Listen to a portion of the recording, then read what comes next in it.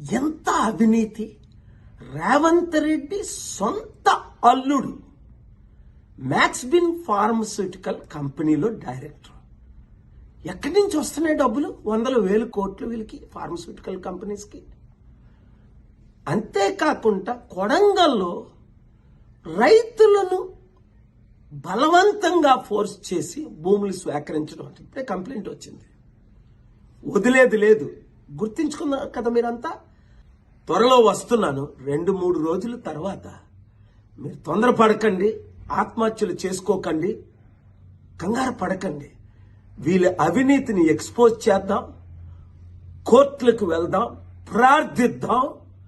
న్యాయం చేయడానికి నేనున్నానని గమనించండి. ఈ వీడియో అందరికీ షేర్ చేయండి.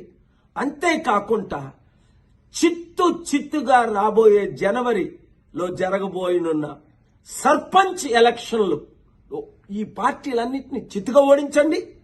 ప్రజాశాంతి పార్టీ తరపుని ఇండిపెండెంట్ గా పోటీ చేద్దాం అనుకున్నవారు, ఇతర పార్టీలు అనవసరం అనుకున్న వారు అందరూ నవంబర్ 28, 11 గంటలకు ప్రజాశాంతి పార్టీ అమీర్పేట ఆఫీస్కి రండి.